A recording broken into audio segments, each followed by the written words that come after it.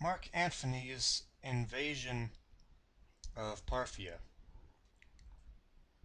In the year 42 BC, after the Battle of Philippi, which was the last major attempt that the Romans had to bring back the Roman Republic with the liberators, or with Brutus and Cassius. And after that failed, the second Triumvirate,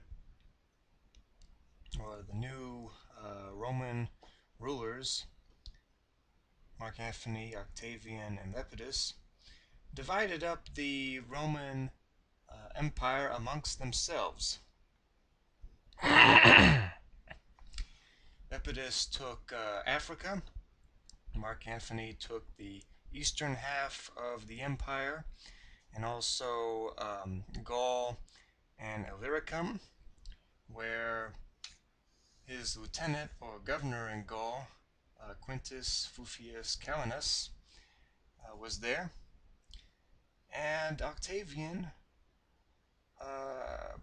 he was able to get Spain, and technically Italy was supposed to belong to everyone, but since Octavian was there, he was the main guy running things. And Sicily and several other islands were controlled by Pompey's son, Sextus Pompey. Now, after the Battle of Philippi and after that civil war ended, huge losses had been taken by both sides, and both sides suffered heavily in the fighting. And so Octavian and Mark Antony both needed some time to rebuild their army, rebuild their forces.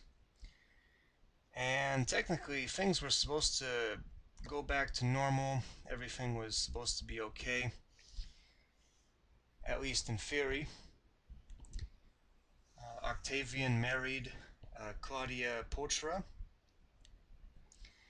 and she was the daughter of Fulvia, who was Mark Antony's wife.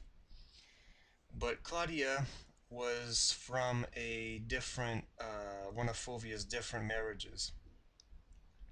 And that relationship lasted from 42 to 40, so it lasted for several years. There was also somewhat of an agreement with Sextus Pompey in Sicily that things would it would be a little bit of peace for a while, because Sextus Pompey, he needed some time to build up his forces, his army and navy, and Octavian needed to do the same. And Mark Antony also, after the Battle of Philippi, needed some time to rebuild his army and also to build up his forces for an invasion of Parthia. And so that's what Mark Antony did. Now, when Mark Antony took over the eastern part of the empire, technically he was the ruler of that entire half of the empire, but when the Roman Empire was first beginning, in those first couple of years, they inherited the system from the end of the Roman Republic. And the Roman Republic, when they moved into an area or had a sphere of influence, they set up client kingdoms or client states. They would either install a king or queen in a country, and they would do business with them. They would engage in trade and commerce, and the client state would also send soldiers or mercenaries to fight in the various Roman conflicts. And some of these countries were Egypt, Judea, the Kingdom of Galatia, Armenia, Thrace, and other ones. and they could be found in various places around the Mediterranean and in other parts of the empire.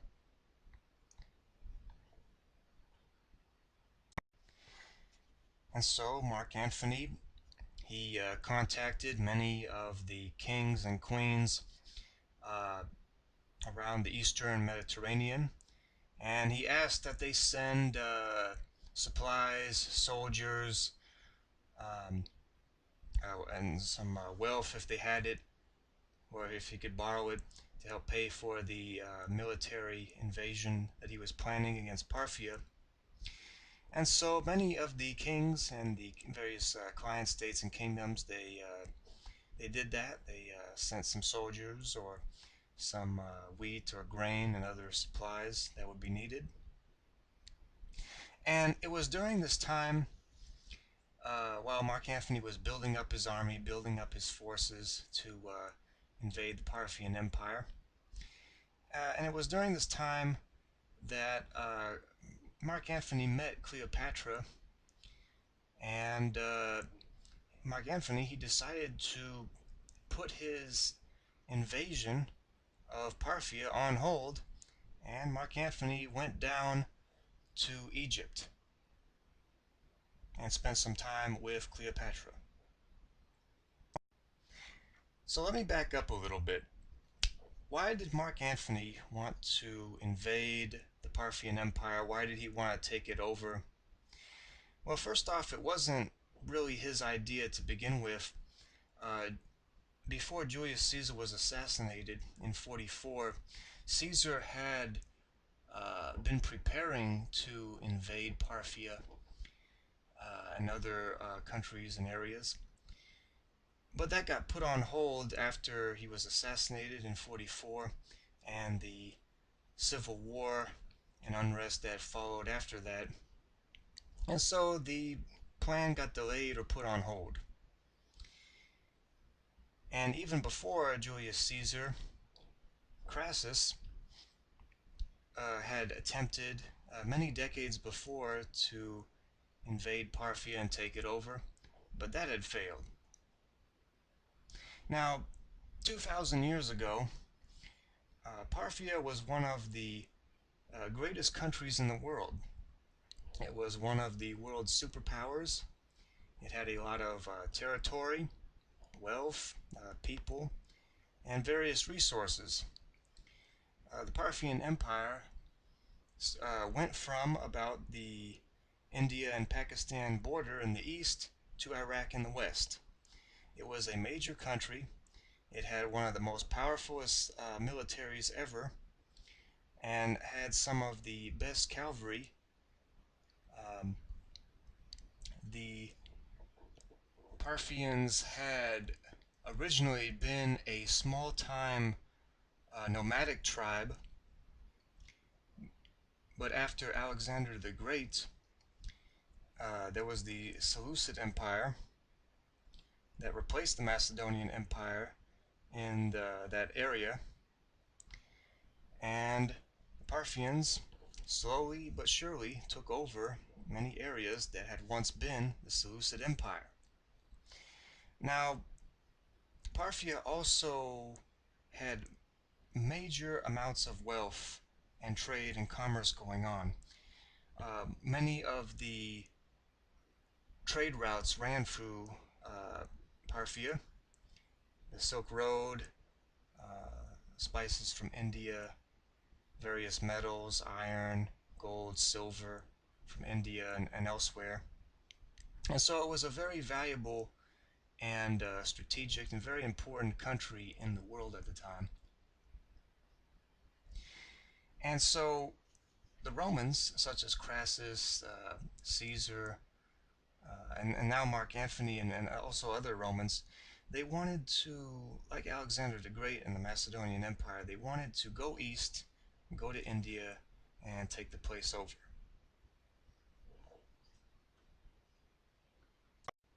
And so Mark Antony built up this huge army and military force that was getting ready to invade Parthia. However, because Mark Antony decided to go to Egypt and hang out with Cleopatra, he put the invasion on hold. He basically stopped everything and decided to wait. Now, the Parthians obviously knew what was going on. Parthians could see this huge military buildup. They saw this huge military force, and they knew they were going to get invaded. And so, the Parthians decided to launch a preemptive strike against Mark Antony's force in Syria. And so the Parthians launched an attack into Syria, and they went to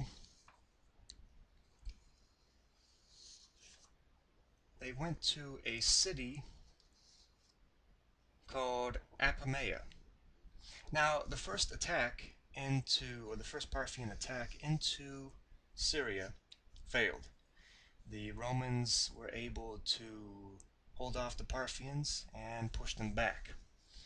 And so the Parthians had to regroup and reorganize, and the Parthians launched a second offensive and attack. And also, one of the major characters or people at this time was a guy called Titus Labienus, the son of Titus Labienus, Quintus Labienus. Now, Titus Labienus was one of Caesar's generals in Gaul who had fought with him. But during the Civil War, after Caesar crossed the Rubicon, Titus Labienus switched sides and fought for the Roman Republic and with Pompey and several of the other forces of the Roman Republic.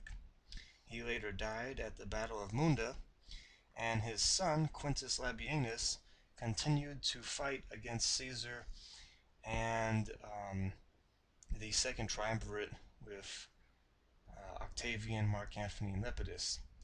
However, after the Battle of Philippi had failed, and Brutus and Cassius were defeated, Quintus Labienus, who was the son of Titus Labienus, during that conflict, he had been an ambassador to Parthia, and he had asked the king of Parthia to send some wealth for soldiers to help out, and he was able to get some support from the Parthians. And that was the case here. When the Parthians invaded Syria, many of the Romans that were there, stationed there, joined the Parthians. Now, why would the Romans in Syria join the Parthians? Well, when Quintus Labienus, he went with the Parthian force that invaded Syria. And Quintus Labienus, he went around to the various garrisons and areas and was able to convince the Romans there to join with him and the Parthians. Many of those Roman soldiers had also fought for the Roman Republic against Mark Antony and Octavian and the other members of the Second Triumvirate. And so it didn't take too much for them to switch sides, which they did. And so the second Parthian invasion of Syria was a success. The Parthians captured Syria and the city of Antioch, which hadn't been taken by the Parthians or the Persians in about 300 years since Alexander the Great took over the city. And so the Parthians took Syria. Next, after Syria had been taken, the Parthians divided their army or their force. The crown prince of Parthia, Pacorus I, he took part of the army and went south to Judea, where he was welcomed by the Jews who did not like and hated the Romans, and they welcomed the Parthians. And the Parthians went to Judea and they removed the Roman client king that was there and who was friendly to Rome, a king called Hyrcanus, and the Parthians installed a client king that would be friendly to Parthia, uh, a guy who was called Antigonus II. And so the Parthians went to Judea and installed the client king and took over. Back up north in Syria, Labienus took his part of the army, or his half, and started moving into Turkey, into that area, where there was a number of Roman client kingdoms, such as Galatia and others, and began to take over Turkey in that area. Now, at this point, even Egypt itself was under threat, and the Parthians could have invaded Egypt if they had wanted to continue the offensive.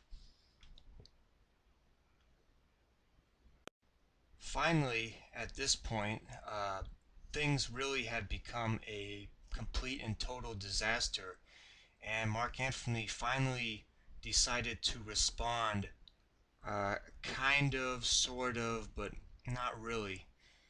Um, Mark Antony did finally leave Egypt and he headed north, but while all this was going on, he couldn't really do anything. He didn't do anything, and also he couldn't do anything because a lot of major stuff was going on back west, and so Mark Antony, he went north, but he couldn't stay there very long. He stayed there very short, and then he went west because some major developments were going on there, which I will get to in a minute. And so Mark Antony, he didn't deal with this situation at all, basically, and he left one of his generals or capable governors, Publius, a guy called Publius Ventius Bassus, and he left him to deal with the Parthian situation that had developed.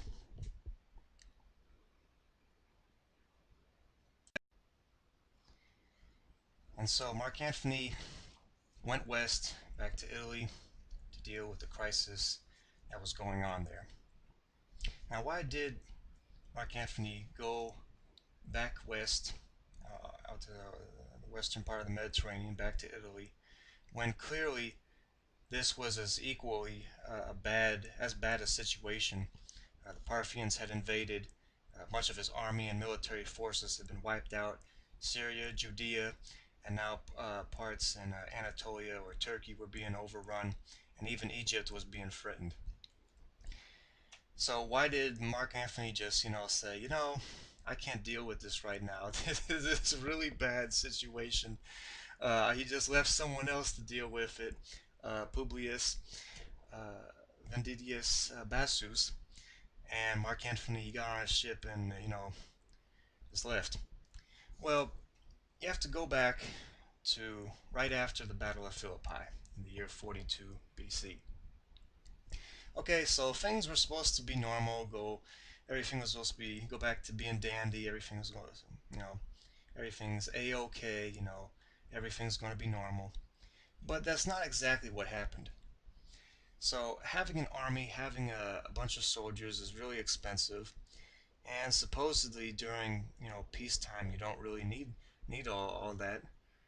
And so Octavian out west, he had basically two choices. He had to give his soldiers land, so they could have their own farm, grow food, wheat, grain, and so forth. Demobilize the military he had. And so at that time, there wasn't really a whole lot of land to give out. There wasn't a whole lot of land available. So the option was you could not give the soldiers, Octavian's soldiers, land, and that would alienate them, and they might have replaced Octavian and supported someone else who cared about their needs or their problems. Or Octavian could take land from the rich and wealthy and the aristocrats and give it to the soldiers.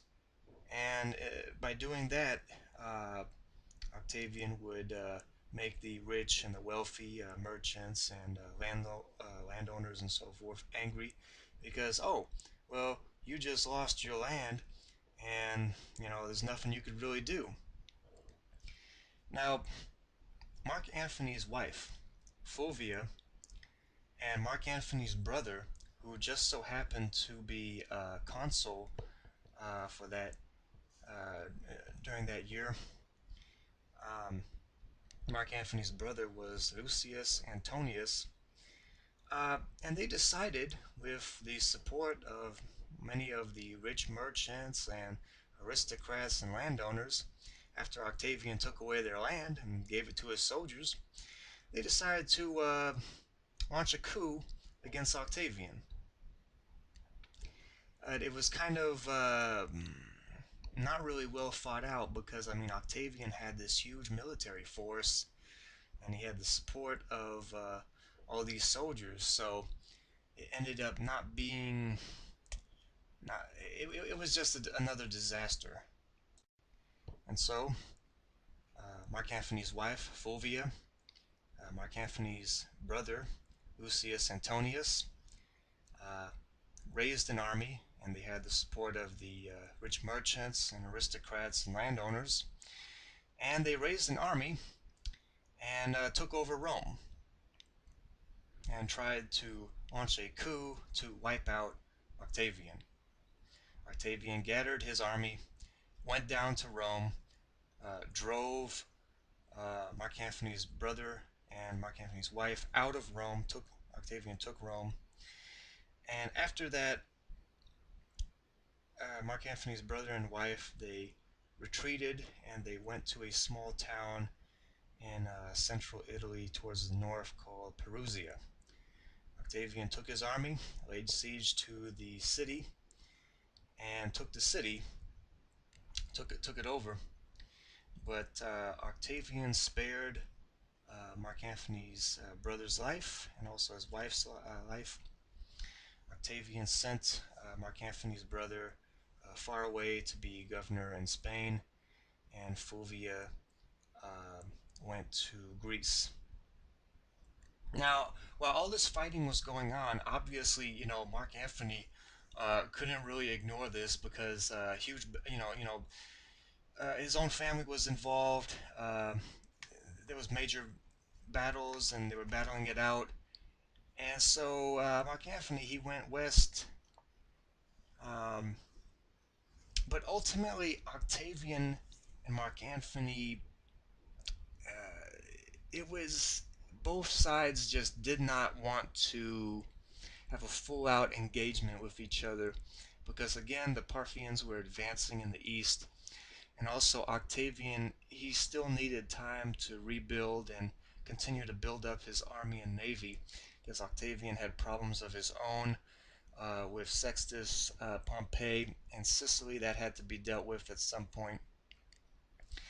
And also at the time, Mark Antony controlled Gaul, and his lieutenant there, or his governor or general that was there, Quintus Fuvius Calenus, there was the fear that Mark Antony's general in Gaul could take the army and the legions that were there and march south and confront Octavian with two fronts. So you would have had Mark Antony advancing from the east, and then Mark Antony's general in Gaul advancing from the north.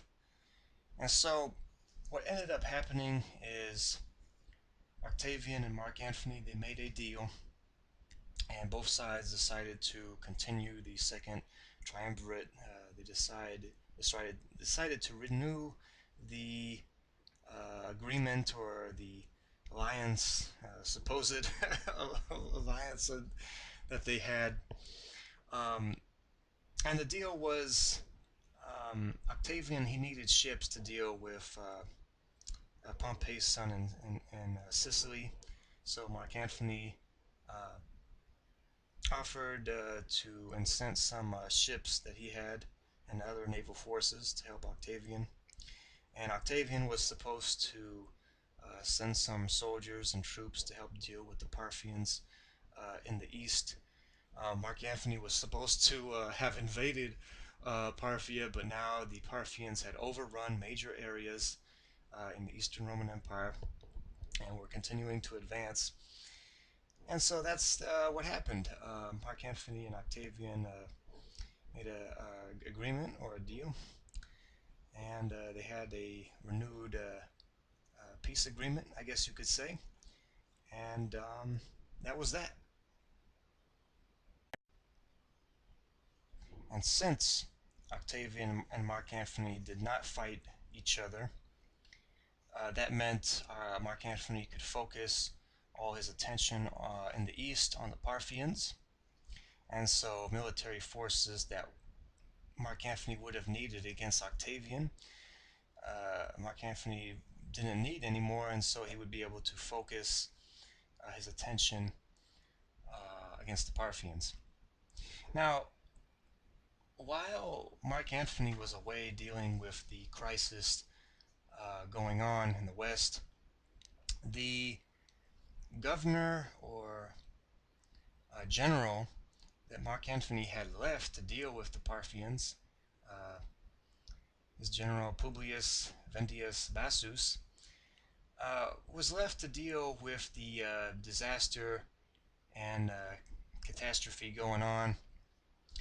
And so he took the he took the army that Mark Antony had left him and battled it out with the various Parthian armies.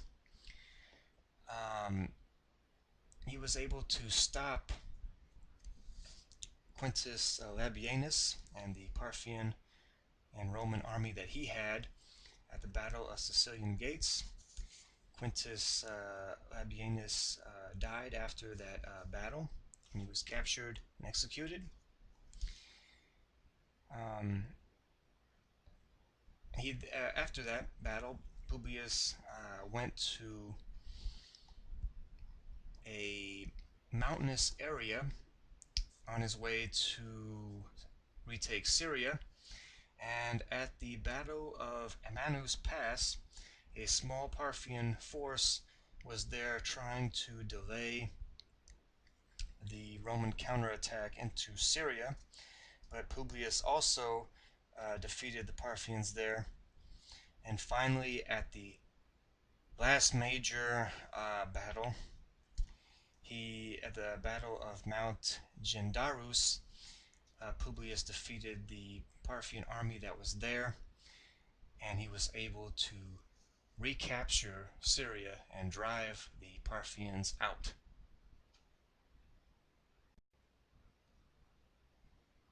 And so, what had almost been a complete and total defeat, Publius was able to go back down to Syria, defeat the Parthian armies, and recapture Syria. Now, after all this happened, eventually the Romans were also able to go back down to Judea, and the Romans were able to retake Judea, and they wiped out the uh, king there that was friendly to Parthia, the client king Antigonus II, and the Romans were able to retake Judea, and they put a client king, or a king that would be friendly to the Romans, King Herod. And that is where King Herod comes from. And so he was ruling down in Judea, and things were all good again.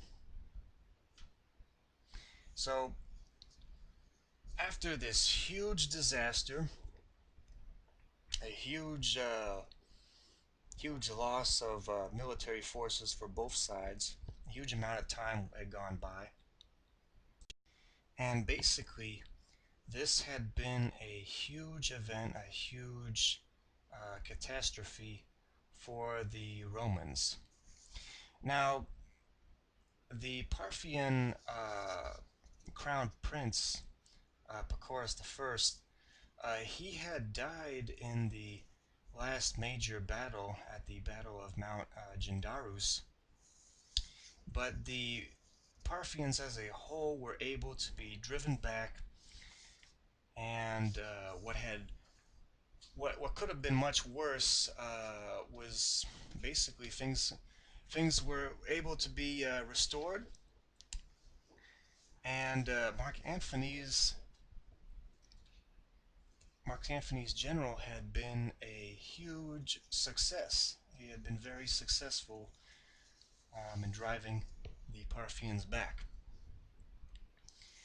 Now, it was around this time that Mark Antony had finally come back, and when he got back, uh, he couldn't really stand, having another guy take all this glory and credit, and so Mark Antony's general, Publius Ventidius Bassus, who had saved this area of the Roman Empire, Mark Antony relieved him of command when he came back, and he sent him back to Rome. And this is actually pretty amazing that Mark Antony got rid of one of his most capable, one of his most able uh, generals and also governors that he had.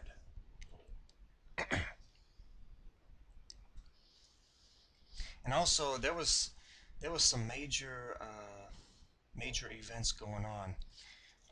It was also around this time that Octavian divorced uh, he had divorced his wife Claudia Pulchra, and he had remarried his second wife called Scribonia, and she was the niece of the Sextus Pompey's wife, who also was called Scribonia, but it was a different one. And Octavian needed some time after all of this stuff was going on. Octavian needed time to rebuild and build up his army and navy before he could deal with the stuff going on in Sicily, because it was a very important island to control, so that grain shipments from Egypt and Africa and trade couldn't be interrupted around the Mediterranean because of Sextus Pompey's navy and fleet that he had there. And so Octavian needed some downtime to build up his forces, and also um, Mark Antony's governor in Gaul had died. Quintus Fufius Calenus, who was Mark Antony's lieutenant in Gaul, he controlled and was governor in Gaul and Illyricum, and Octavian went to Gaul and took over the territory and the army there. And while this was going on, Mark Antony decided to marry Octavian's sister, Octavia. Mark Antony wanted to focus on conquering and taking over Parthia, so made a deal with Octavian to go back to normal, if you could call it that. So that's what happened.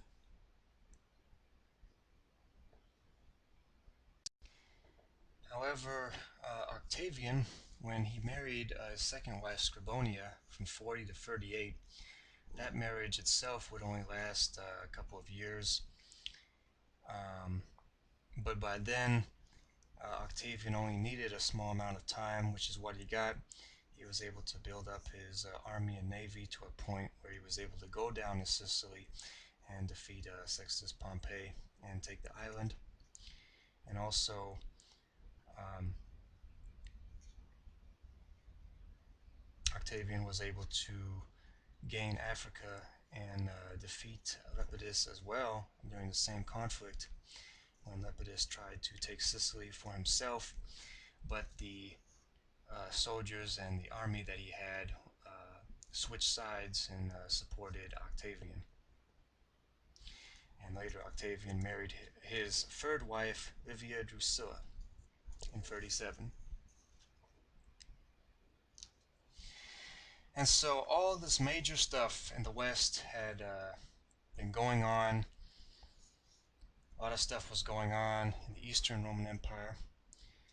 And so, strangely enough, Mark Antony, who originally uh, had planned and prepared and was ready to, and so, excuse me, and was supposed to have invaded Parthia himself, got invaded by the Parthians. So once again, once Mark Antony had returned to the east, he had to spend a little bit of time to reorganize and once again build yet another army to invade the Parthians. But the Parthian Empire had they did what needed to be done. They needed to buy themselves some time, which in the end worked out in their favor. And so once again, Mark Antony spent a bunch of time building up yet again another army and military force to invade Parthia. And so a little bit of time went by in order to do that. And so Mark Antony built up his army, and it was a huge military force. And the time came where Mark Antony was ready to invade the Parthians, and he had several choices or ways he could do that. Now, Mark Antony had learned from Crassus, who several decades before had invaded the Parthians. Now, Mark Antony, he could have marched straight across the desert and open areas and invaded Parthia that way. But again, Mark Antony had learned from Crassus, who did that several decades before. Crassus had marched his army out into the open plains and fields and the desert and open areas, and the Parthians were mostly a cavalry-oriented military. Most of the Parthian military, it was specialized in cavalry, in horse archers, and in heavy cavalry called the cataphracts, which the cavalryman or the horseman was completely covered in armor. The horse was covered in armor. It was almost like a knight from the Middle Ages. The Romans didn't really have anything comparable to that. They had a lighter based cavalry, and it was much of the time it was composed of barbarians, even because the Roman cavalry wasn't as good. The ones they had, it was more of a light cavalry. The Parthians specialized in hit and run with their horse archers, and they did not like at times to go and have full out frontal engagements. The Romans specialized in infantry, and they would like to have a infantry based battle, but at times the Parthians did not want to do that, and that's what happened with Crassus. He marched his army out into the desert where it was perfect terrain for the horses and cavalry, and basically the Parthians surrounded Crassus's army and fired arrows at them When they ran out, they would get some more arrows, and many of the Romans would either be picked off, they would go into the testudo formation, but you can only do that for so long, and the cavalry that Crassus did have, he sent them, and they tried to engage and pursue the Parthians. The Parthian cavalry left and tried to run away, and when the Roman cavalry tried to pursue them, the Parthians waited until the Roman cavalry was far enough away, and then they turned around, engaged them, and the cataphracts and the horse archers, and wiped them out. At that point, Crassus had no cavalry, and eventually a lot of his guys were wiped out. And in the desert, there was not too much water, and so Crassus suffered from not having that. In the night, some of Crassus's men were able to escape. Many were captured. Crassus himself was captured and later executed. And so Mark Antony, he learned from that mistake that Crassus had made, and so he decided to, instead of going through the desert, through the plains and open areas, which would give the Parthians the advantage since they were cavalry based and had the horse archers, Mark Antony, he decided to team up with the Armenians, who also hated the Parthians. And so Mark Antony decided he was going to go through the mountains and attack Parthia that way, because on the mountains and hilly terrain and areas, it's not very favorable, it's not very good terrain for the cavalry. The cavalry can't, and the horse archers can't really maneuver too well in the mountains. Uh, Plus, the infantry going through mountainous terrain, and also by being on hills, would give the infantry a huge advantage over the horses, which could not move very well or at all, and would be very slow if they tried to go, or slower if they tried to charge uphill, which is not what they were designed to do. And so Mark Antony, he took his army, went to Armenia, met with the Armenians, and after they teamed up, they went down to Parthia to invade there. Now, the Parthian Empire, like the Romans, the Parthians also had client states or client kingdoms. They would have little kingdoms or areas that would be friendly to them and would help them out either through trade and commerce or with mercenaries and military forces. And so Mark Antony, he went to this small Parthian client kingdom called Media Atropatene. Now, the kingdom of Media, the capital of that small client kingdom, was a city called Pharapspa. And the king that was there was a guy called Artavasdes I. And so this guy is not to be confused with the Armenian king, whose name also was Artavasdes, Artavasdes II of Armenia. They both had the same name, but they ruled different kingdoms. And so Mark Antony and the Parthians, who had, not the Parthians, the Armenians, excuse me, Mark Antony had this huge military force. It was one of the biggest armies, one of the biggest military forces that the Romans had. And he invaded and went there. And after Mark Antony crossed the border, not too much went on. If you're expecting a major battle, a major event that went on, well, it basically didn't happen. Um, Mark Antony went to Parthia, but no decisive battle, no final last stand or major outcome. It never, it didn't happen. It didn't go on.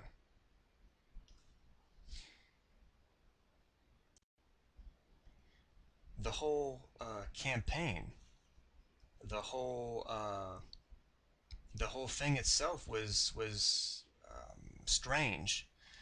Okay, so Mark Antony, he invaded Parthia, and after he crossed the border, he basically did not meet any resistance. No, there was no major hostile force that to greet him, or nothing really went on.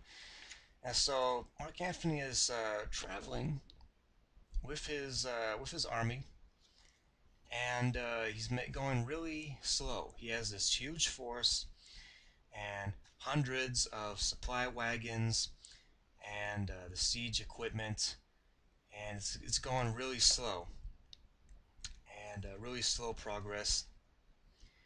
And so mile after mile, Mark Antony he encounters no major Parthian resistance.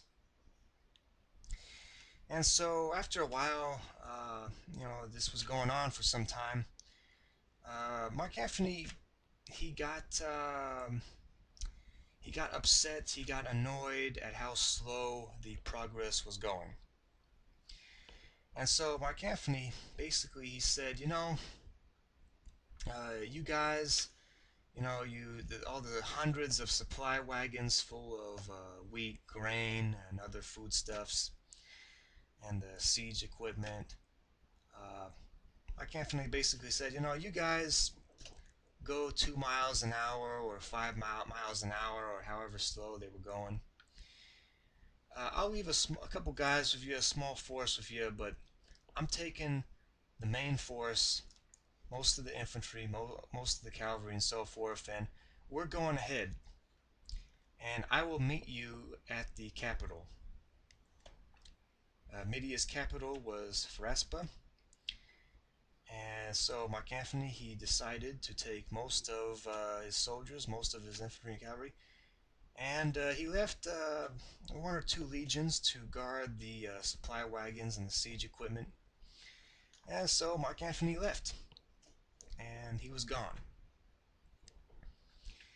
And he went to this capital, which was a major city. He wanted to plunder it, rip off any valuables, gold and silver, and continue on into other Parthian territories. This was supposed to be a quick and real easy, siege and takeover of this one really important and strategic city, the capital of this client kingdom in Media. And he was supposed to move on. But that did not happen. And so after Mark Antony and the main force that he had with him were gone, left,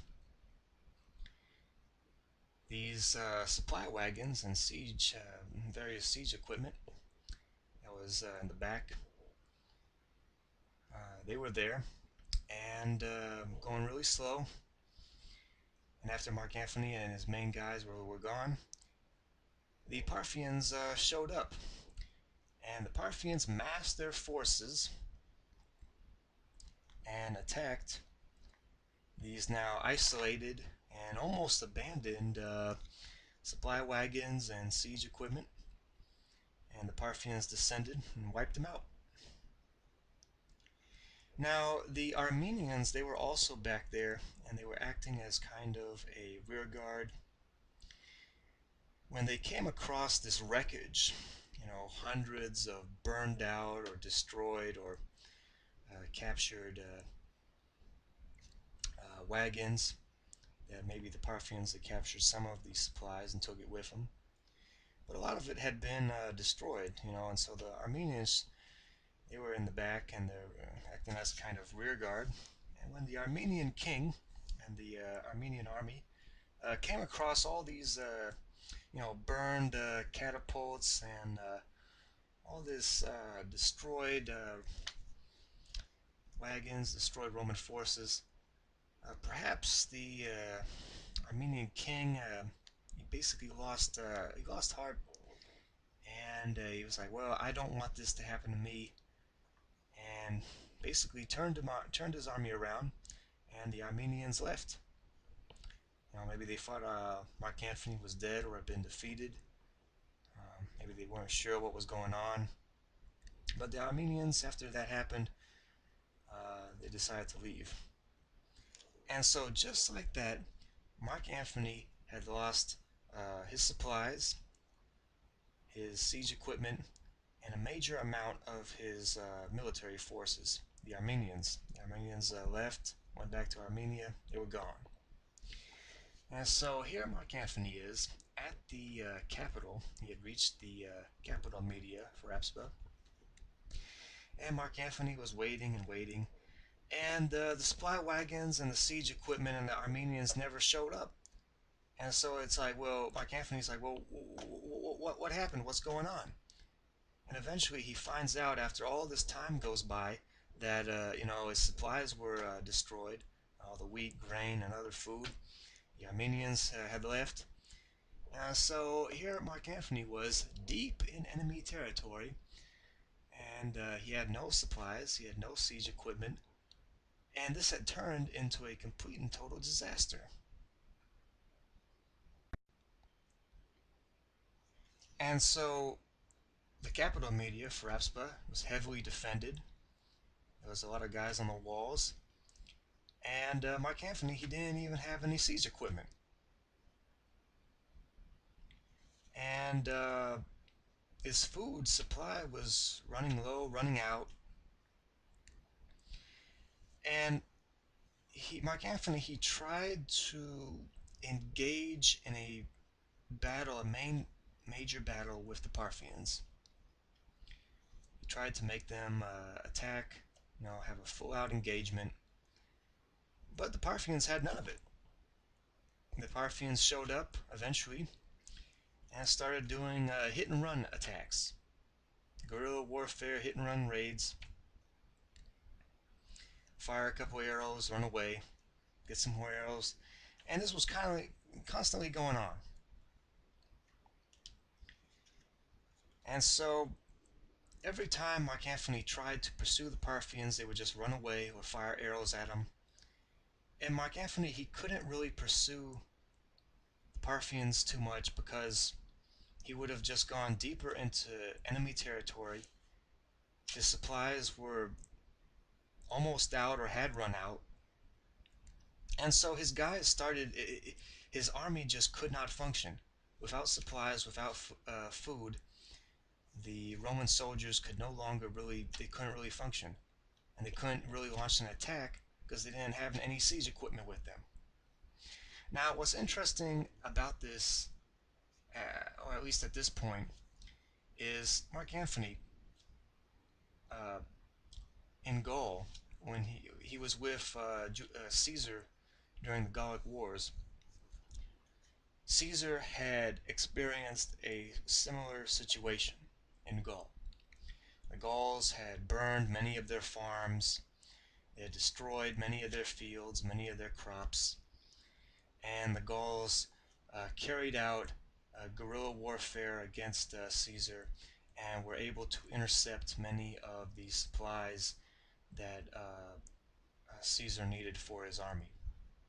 And so one of the things Caesar did is when he would send guys out to forage, uh, he would send entire legions out to collect wood for the camp that they were at, or firewood to build to collect, chop down some trees to build the walls of the fort, use as firewood, or to help him cross rivers and so forth.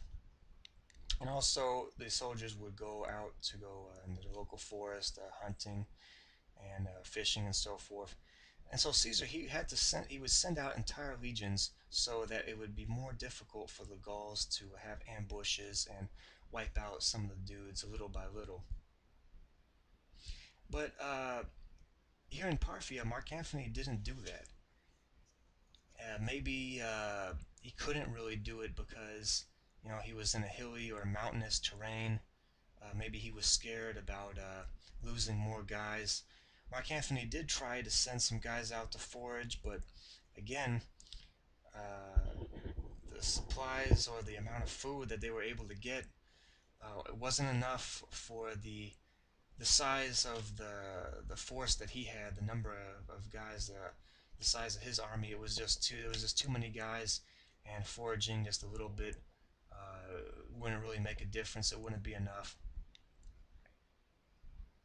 Or maybe, like I was saying before, it was a mountainous terrain. Maybe there was too many mountains. Maybe there wasn't a whole lot of rivers and forests or game to get from hunting and so forth. And so Mark Antony, he didn't do that though. And so with Mark Antony in Parthia, it got to the point where he ran out of food. He didn't have any food or the amount that he needed for the number of guys that he had. If he did send out foragers, many of them were ambushed or killed by the Parthians. He was losing guys from that. And basically, it got to the point where without food, the soldiers or the army just could not function normally. Maybe you could go a couple of days, maybe a couple weeks without food, but eventually the army or the soldiers, they just could not function. And so Mark Antony retreated. He withdrew his army and he went back to Roman territory. And so Mark Antony, he left. That was the end of his Parthian invasion. And what happened next was equally as strange. After the Parthian disaster, Mark Antony left, went back to Roman territory, and he regrouped and reorganized, resupplied, and built his army back up again. Um, but he decided to go to Armenia since he considered that the Armenians and the Armenian king, Artavasdes II, had basically left and abandoned him in Parthia. Mark Antony went to the Armenian capital, Artaxata, and Mark Antony laid siege to that city. Excuse me. And Mark Antony sacked the city and took the Armenian king prisoner. Now, this is really strange because Mark Antony also annexed Armenia, so it was really weird. Here was Mark Antony, who in the end ended up attacking his own allies.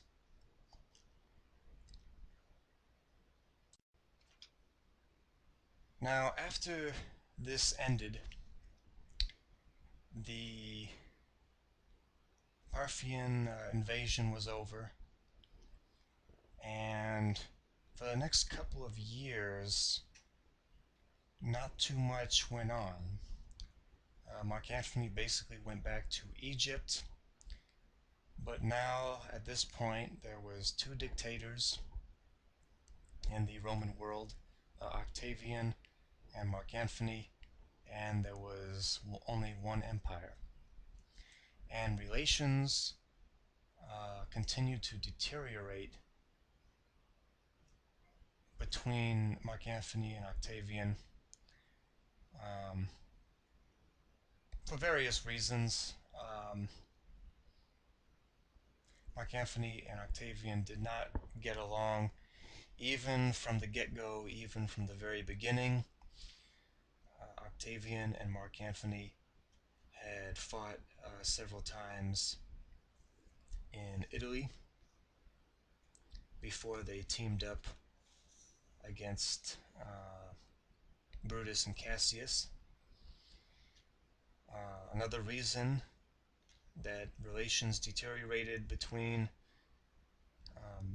Mark Antony and Octavian was because Mark Antony ended the relationship he had with Octavian's sister, Octavia,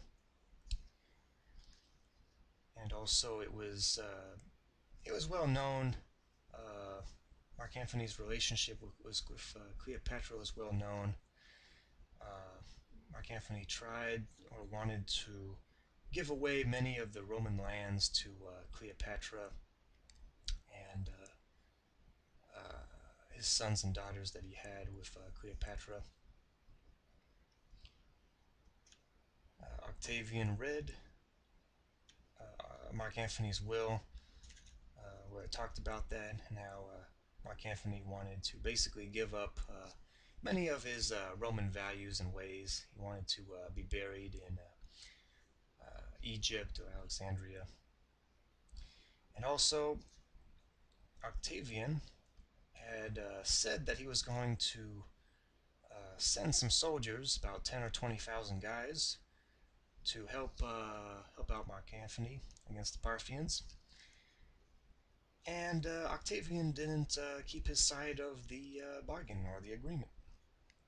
Octavian did send a couple of guys, about 1 or 2,000, but it wasn't enough, and they only got there after the Parthian invasion was over.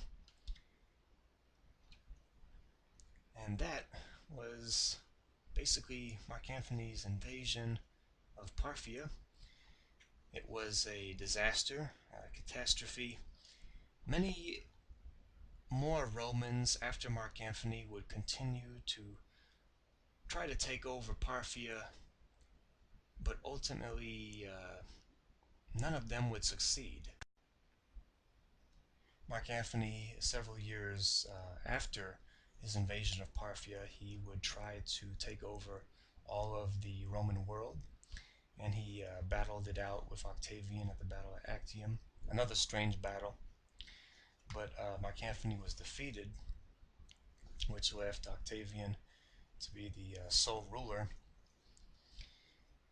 And so, for hundreds of years after this event, after Mark Antony's failed invasion of Parthia, which again was the second time that the Romans had a major failure against or defeat against Parthia, and for hundreds of years, the Romans and Parthians and later the Sassanids and East Romans or Byzantines, for hundreds of years, this conflict would continue and continue to go on. Both sides would battle it out with each other, but both these superpowers were never able to defeat the other side completely. Both sides had successes and failures, but neither side ultimately was able to completely or totally defeat the other side. There was about I forget how many Romans tried to take over Parthia, but it was something like four. I want a rough estimate. I think it was like 40 or 50 Romans tried over hundreds of years to take over Parthia, but in the end it wasn't successful. The Parthians would drive out the Romans and vice versa. And that went on until the 600s when the Muslims took over both the Eastern Romans and the Parthians, or later the Sassanids. And so that was a conflict that went on and on. It went on off and on for about 600 or 700 years.